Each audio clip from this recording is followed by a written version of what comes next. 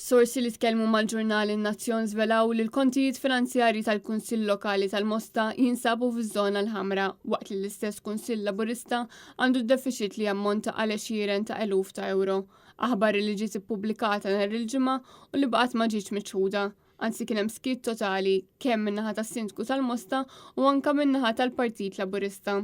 In-Nazzjon żvela li d-Direttorat tal-Finanzi u l-Procurement Compliance batitra lis-Sindku Chris Gregg u l-Segretarju Eżekuttiv tal-istess Kunsill Lokali sabiex iwissihom li l-Kunsill għandu bżonn li jibda jżomm strettament mal-budget li għandu u ma jkunx hemm infiq mhux neċessarju. Fost l-akbar spejjeż li qed iħabbat wiċċu magħhom il-Kunsill tal-Mosta hemm il-proġett tal-pjazza illi kellha tinkeseb b'ħafna konkos b'mod temporanju sabiex ftit jiem wara l-festa se jkollu jerġa' jinqala kollox u jkompli x-xogħol li donnu ma jista' jispiċċa. Id-Deputat Nazzjonalista Mosti Ivan Bartolo ikkonferma li r-residenti tal-lokalità huma mdejqin din is-sitwazzjoni diżastruża għax il-Mosta tinsab f'sitwazzjoni kera ħafna bix-xogħol kollu li qed isir bla pjanar u bla ebda miżura ta' konsiderazzjoni lejn is-sidien tal-ħwienet. Buħut minnhom jikkummentaw ma' Net News dwar id-daqqa kbira li qed isofru f'dawn il-ġranet meta s-soltu awwissu jkun wieħed mill-aqwa xhur għan-negozju tal-Mosta propju minħabba l-festa ta' Santa Marija.